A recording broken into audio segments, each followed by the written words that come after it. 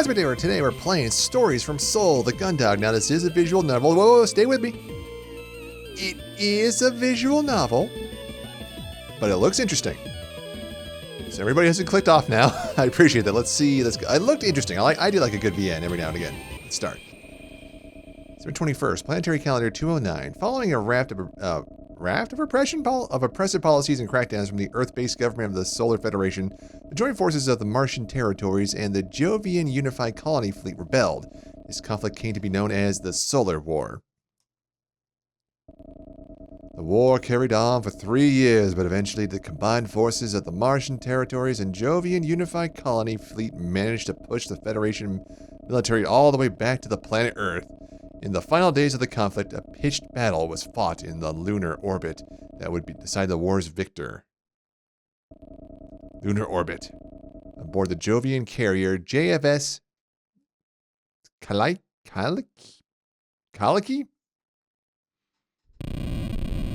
You reflexively tighten your grip on your armored frame's twin flight sticks as another wave of vibrations reverberate through the cockpit. The creak of your new flight suit and your quickening breath are the only sounds that you hear above the gentle hum of the frame's subsystems. As you squeeze the controls tighter, their plastic casings creak under the pressure. You try to stay calm, knowing that these gentle vibrations are remnants of a huge shockwave that are buffeting the Kaliki? I need to know how to pronounce this thing. The ship. The carrier that you are stationed on. Each one is a near miss of explosive tears through the space aboard ship. You try to push the thought from your mind and focus on controlling your breath, but you already realize that their frequency means that the ship must be approaching the front line. Your squadron will be launching soon, and you'll be engaging in your first real sortie. Your first real flight, in fact. You feel your throat tightens. Simulations are good as the real thing, that's what your trainer told you. But you know that pilots are supposed to have hundreds of hours of live flights and training exercises in real armored frames before they're allowed anywhere near the front line. Yeah, that's a good policy. Of course, that didn't happen. Command had told you that the modern simulators meant cadets could graduate without the need for live combat. You overheard the rumors, though. The Jovian colony fleet had lost a lot. Yeah, that makes more sense. Lost a lot of pilots. Still wanted to keep the pace with Martian advance against Earth. It was to fielding literally anybody you could fly. Your whole squadron is just like you, freshly conscripted from Europa colony. You'd undergone basic training there, but almost all of your flight training had taken place on the cruiser's journey from Jovia to space. From Jovia space to Earth, essentially. You wonder how the others are feeling right now. Whether maintenance crew, oh man. Kaliki 5, this is flight deck. We're preparing the squad to take off. Running last maintenance on your frame. Activating all systems. Now. Alright. Looks all good to go. We'll run a few more checks, then we'll have you spaceborne in a few minutes. Ready to show these Terrans who's boss. Damn straight, ready to kick some ass. He's like, yeah, can't wait to get there. You stammer, trying your best to convince not the engineer, but yourself that you're ready for what's waiting for you. Whoa, take a break there, Kaliki 5. It's not gonna... It has to be how to pronounce it. It's not gonna be that bad out. No need to get all riled up here in the hangar. Tell you what, pilot, what's your name? Oh, I actually can enter my name? Cool. Alright. That looks right to me. Okay, Ensign. First up, take a few deep breaths for me. In, out, nice and slow. You got that? I'm assuming we're doing the... You draw one long measure breath and held it. Then release it. Following engineer's instructions, repeat it a few more times. It helps. I mean, honestly, it does. After a while, you begin to feel your pulse slow and some of the tension in your body slip away. You still feel on edge, but feel slightly more in control. Alright, there you go. Now listen up, Ensign. You ain't got a thing to worry about out there. Way I've heard is that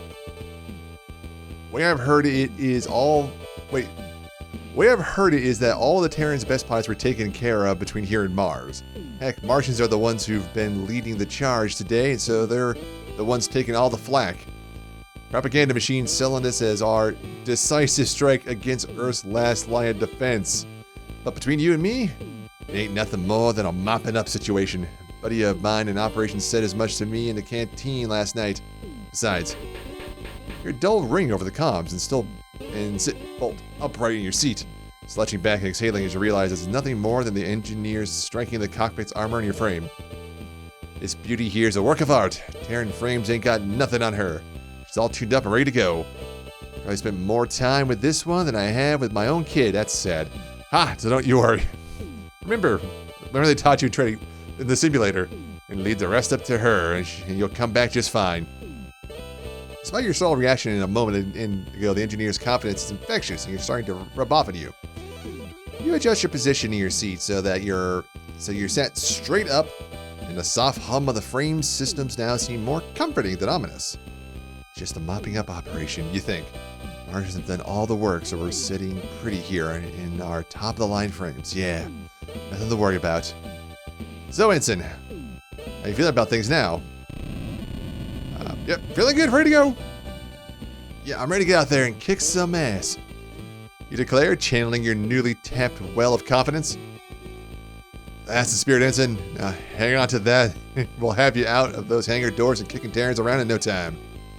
Let alone your thoughts, you tune back into the gentle hum of the frame. You watch the seconds tick away on the cockpit's clock whilst you wait for the order to launch. The wait seems to drag on and on. You carry out the last few minutes flight checks, a few last-minute flight checks, but as you already completed them, when you boarded, nothing has changed. Oh, there's the commander. All right, pilots, listen up. This is Kaliki 1. I can't even pronounce it. We're all cleared for the launch, so be ready for immediate action. All frames will be taken off in designated orders. I'm assuming the numbers. Attack formation. Sound off. Kaliki 2, ready. This is Kaliki 3, ready. Kaliki 4, here. Ready to take off. You. 5, confirm your status. Oh, yeah, Kaliki 5, standing by. Keep it together, 5. 6. Ready. All right. Kaliki, I might have mispronounced this, I'm sorry. Squadron, move out.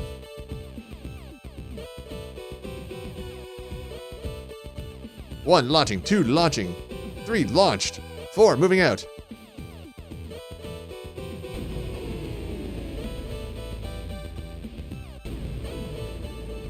There are really different graphical modes also. I just picked the one that was vivid because it's got the color. I think I did like the black and white one though. Give that old DOS game feel. The roll call of your squadron as they depart from the ship and accelerate rapidly towards the combat zone sounds almost like a countdown to you. It was. Once 4 is declared their launch, you know your time has come. You disengage the restraints and prepare yourself. 5, launching. You shout as you slam the flight stick towards the maximum thrust. Abort launch, cut the thrusters. Abort launch, cut thrusters.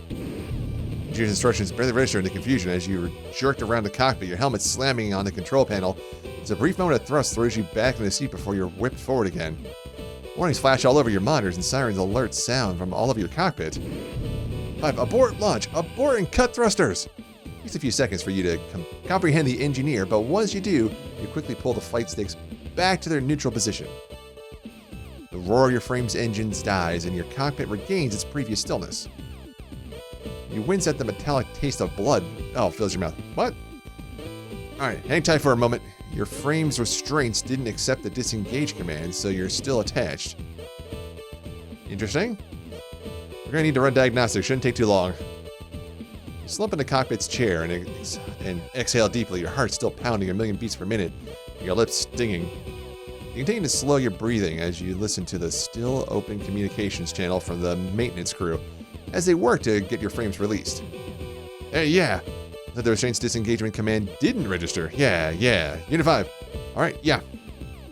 Unit 6 out. No sense waiting for this one. Okay. Start the diagnostics, then reboot if necessary. Yeah, turn it off, turn it back on again. 6, launching.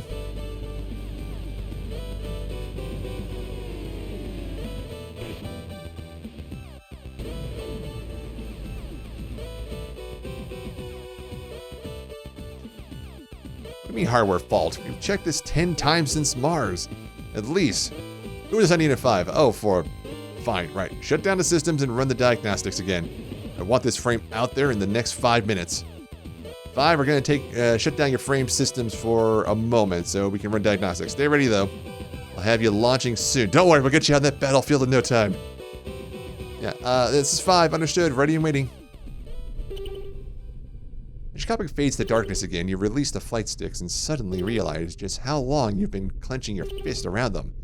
You flex your fingers and roll your shoulders, exhaling again as you begin to hear the muffling sounds of the engineers working on your frame's restraints. Staring at the dead monitor, you slowly begin to smile. This is what you wanted, wasn't it? You'd spent so long worrying about this mission that you'd been thrown up twice since the past 24 hours, and now it looks like that was all for nothing. You got what you wanted and you were safe. As safe as you can be. Strapped to the outside of a military carrier in an inactive armored frame anyway. Your smile widens inadvertently at the thought that getting shot down in an inactive frame still in the restraints, you become a cautionary tale for engineers and pilots throughout the entire Jovian colony fleet. Your mind turns quickly to the rest of your squad. When they return, you'd be the laughingstock of the entire ship. The pilot who'd spent their entire first mission stuck in a dark cockpit. You dodged a bullet, but you'd never... Ah, it's a 6! Ah, they cut off our flight path. There's more! There's a whole squadron of carriers coming from the E-field. 1. They're gonna cut you off from the fleet. 6's signal disappeared. 6's head disappearing as you bolt upright as you begin pressing buttons trying to activate your cockpit's main monitors so you can see what's going on. However, with your frame system shut down remotely by the maintenance crew, you can do nothing but sit in the dark, stillness, and listen to the events unfold. 6, respond! 6, what's going on? How many carriers are coming from the E-field? Ma'am, 6 signal has been lost. It's not responding. He's... All together, 4. All units form a defensive formation on me. I said, all units, 2. Don't break formation. Man, they're firing on us. There's so many of them. Oh God, help! In an instant, your communication channel is flooded with cries of terror and panic. You hear your squad mates, your fellow pilots, exclamations of fear as this unexpected enemy force bears down on them. Screams and yelps, wails and howls fill your head as you sit powerless in the dark confines of your cockpit. Hey, who's out there? Engineering! Hey, get me ready, I can help! Get ready to launch, engineering! They're getting killed out there, I need to go, now!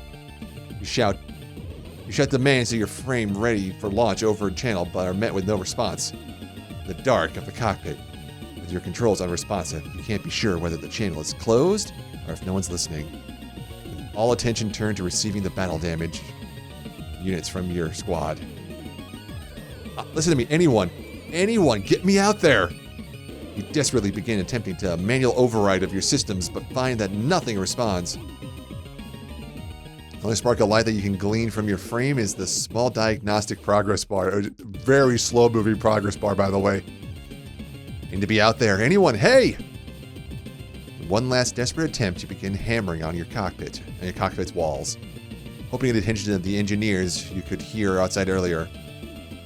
The entire time, the chaos of the combat outside in space is narrated to you in broken fragments of radio chatter. There's 3, 4, on me! I've lost my shields, I can't shake them! They're everywhere, there! Line of retreat's totally cut off. We can't get back to the ship. Ma'am, what do we do? What do we do? Stop panicking and form up. 3 and 4 on me. We're going to punch a hole through their formation and oh, well. Ma'am? Ma'am, come in. Ma'am? Oh, no. Oh, no. Oh, God. Oh! One by one, your squad's signals disappear, and the cacophony of panic disappears, replaced by the gentle hiss of static. You stopped hammering on the side of your cockpit as the last voice is cut off. You're drenched in a cold sweat now, and your empty stomach feels like a rock has sunk to the bottom of it. You lean back and stare blankly ahead. This is 5. Ready for takeoff. September 21st, Planetary Calendar 209. Despite last-minute reinforcements from the Solar Federation from their headquarters on Earth, the battle above Lunar is a victory for the joint Martian and Jovian forces. This would be the final battle of the Solar War. Having lost your last stronghold on Lunar, the Solar Federation would agree to a ceasefire and sign an armistice to end hostilities. An uneasy peace fills the solar system. The conflict between the Solar Federation and the Martian-Jovian alliance concluded. The Kalaki and her crew soon returned to the Europa colony near Jupiter. April 19th. Planetary calendar 214. Wow, a lot of years going by. The reduced need for pilots away from the delicate space between Earth and Mars saw me reassigned to security detail aboard various Jovian ships. I eventually was promoted to lieutenant. Nice!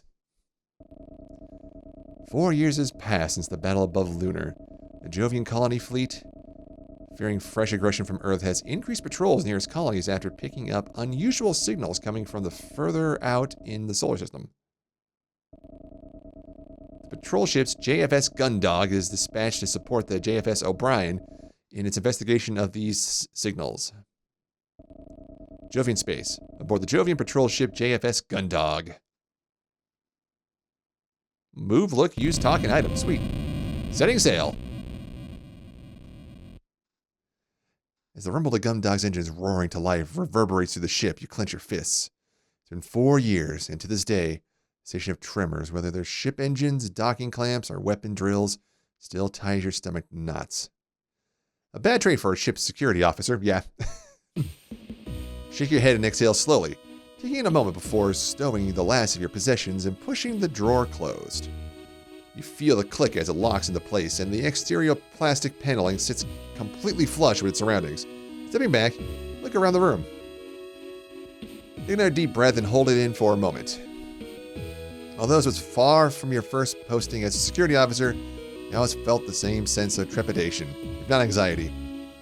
As similar as the ships were, they all come with their own unique crews and personalities, and with those come unique problems. Breathing out, you take a look around the room. Taking stock of your surroundings. Hit the look button to examine. Okay, so let's take a look. Computer of sort. This is the terminal. Lets me access the ship's computer. It's got a clock and a word processor and even a calendar. And I love the CRT-ness of it. I love retro future tech. You can also access records from my orders here, but for everything else I need to access the core, which is limited to those in operations or in command. Yeah, why does a security officer need to access that kind of stuff? It's a bed. Center crew's bunk. Once you've slept in one, you slept in them all. Although, this one's none of the nicer ones I've been assigned to. The wall panel can be removed by jimming it with a thin object, and crew members often stash contraband there. It's like this one's not been touched, though. Oh, is that gonna be important later?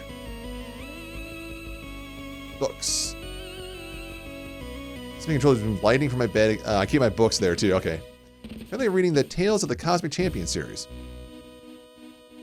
Oh, panels. Just a normal storage unit. Yep, completely normal. I travel light, so mine only has clothes in it. No closets? I guess you just gotta fold everything. That's the door. Standard door. With an electronic lock and magnetic bolting system. The only way in or out. Unless you plan on getting creative with the maintenance tunnels. This all seems like subtle foreshadowing. You select button to interact with your surroundings, which I've done, so we want to use the terminal? Oh, so I've been instructed to report to the bridge to meet the captain. I haven't been to one since my transport to the spaceport ran late. I've just about made it aboard before launch. I can use the move button. So do I have to use the door or not? Move to the crew quarters. Yes. You step out into an empty corridor, and the door to your quarters gently hisses shut behind you. This keypad gives a short series of beeps, and you hear the lock engage. The dull thrum of the ship's systems is barely audible, but otherwise you are stood in total silence. The air is cooler outside than of your quarters, and the corridor has a sterile lack of aroma. I mean, it makes sense as a spaceship. It's been the same on every ship you've been stationed on, and at this point, it doesn't surprise you. Okay, so it's a Swift-class patrol vessel, which means if I leave this quarters block, I'll be on the foreside thoroughfare. If I go right towards aft, I'll arrive at the central hub, and then I can head to the bridge. I guess we'll go to the foreside thoroughfare. You leave the crew block behind you and find yourself in a much larger corridor that stretches off to your left and with multiple smaller corridors leading from it. To your right, the corridor leads to a large plaza-like space. A very faint breeze coming from your left ruffles your hairs and chills you slightly as you hear the sounds of human activity. On the right, you can hear the hum of the ship's engines more clearly now, as well as the occasional low, quiet whirring sound. As I was right, this portion of the thoroughfare will let me access both sets of the crew's quarters, the mess hall, the hangar, and the central hub. From there, I can access the rest of the ship's areas. I should hurry and meet up with the captain before I look around anywhere else. So we gotta go to the central hub. As you're to the central hub, you hear a low whirring noise and the engines grow louder. You can see the readouts above the elevators change, letting you know that someone is using it to travel to another part of the ship. Looking around, you see the entrances to both the fore and aft side thoroughfares, as well as the corridor to the airlocks. These elevators will take me to the bridge, where the captain will be. I shouldn't waste any more time. Go to the bridge. Knowing that you need to report to the captain, who at this point of the ship's journey should be stationed on the bridge, you make your way towards the elevators and press the call button. You step back and watch the indicators above each elevator, waiting for one to arrive. As you wait, your mind begins to wander and you're caught unaware. You feel something suddenly jab you in the back, and a voice from behind you declares, "Hands in the air, identify yourself." Your posture stiffens as you're snapped back really, caught completely off guard by the voice behind you. Thoughts race through your mind as you try to figure out what's going on. Could there already be another security detail on board? That shouldn't be possible. As far as you knew, you were the only one, unless... I said hands in the air, punk. You tentatively raise your hands, palms flat and facing forward, as whatever has been thrust into your back of your... So while your back is removed slowly and you hear the person behind you take a step backwards, you exhale and begin to turn around. Lieutenant Kuzlin, security detail, ID SO254JFSG. Or would this be using the uniform of course? It'd be ID Sierra October 254 Juliet Foxtrot Sierra Golf. I'm on my way to meet the captain too. You've been expecting a gruff crew member. Instead, you've met with a bright and cheery officer waving a pen around with a large smile on her face. You're taken aback for a moment, as this isn't just any officer. This is the captain? Oh, Cassie, what are you? Oh, I miss you so much. You big doofus, you should have seen your face when you turned around. You were all... That's the game of the emotions we went to, apparently. I love that face you making you think you're in trouble. It's like you think you're playing with a big soldier will get you in trouble. It's so cute. Lieutenant Commander Cassandra Quinn. You should have known, really?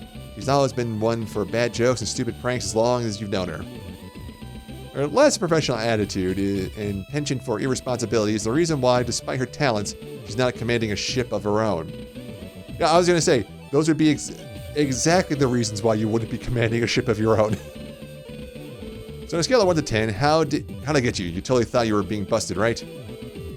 But if you're being honest, her playful nature is what attracted you to her in the first place. Oh, love interest?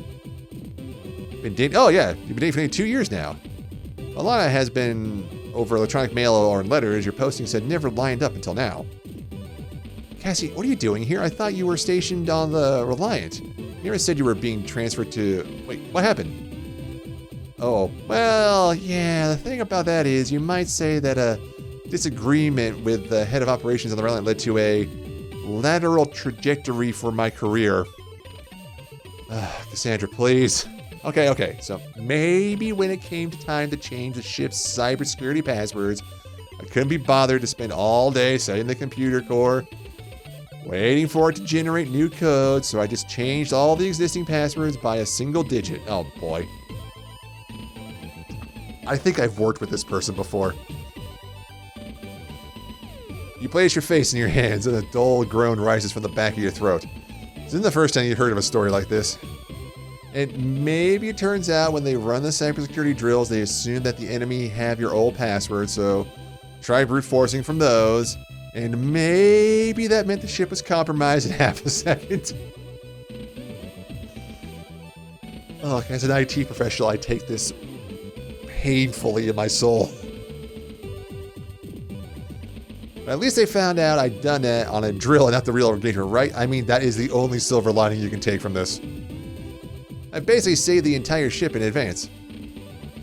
I'm surprised you're still even stationed on a ship. I'm surprised you still have a career.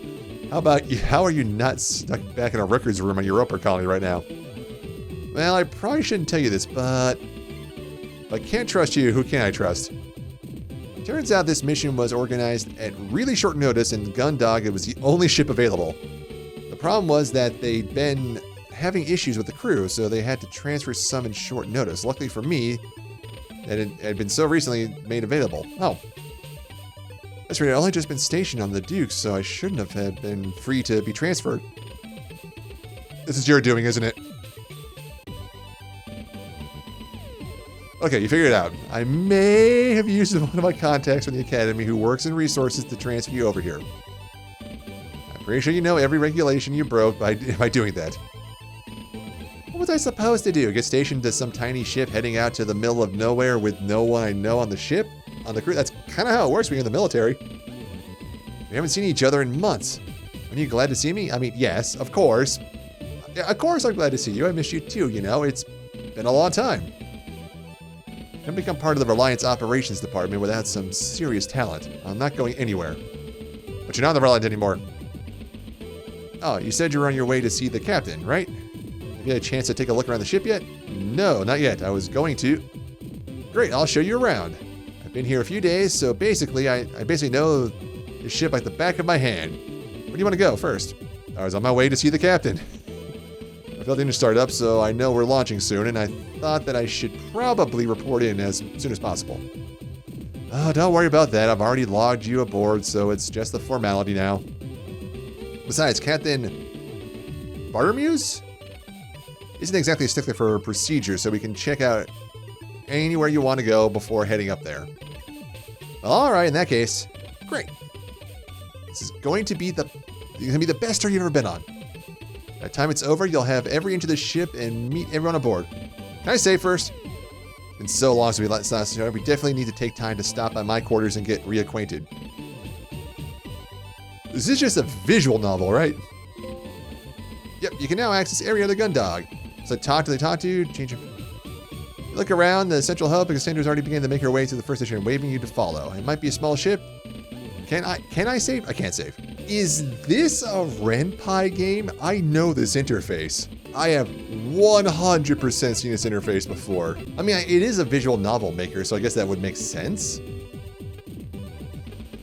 Well, like I was saying, these are the different modes you can do. I just happen to take the vivid mode. I think studio mode would look pretty good too. Okay, but that is just the beginning of our tale. So if anybody's interested in going along with this more, let me know, because I'll be happy to do a visual novel playthrough. And this would be one of the few things I could probably narrate the entire thing myself, which I don't normally do because that's a lot of talking, but it's a visual novel, so you gotta get used to it. So if anybody's interested in seeing more of this, let me know. I'll be happy to do this. Or maybe I could just make it like a longer, once a week, like tertiary series kind of a thing. But let me know. I'll be happy to do this one. So until next time, thanks again for watching. I'll see you guys later.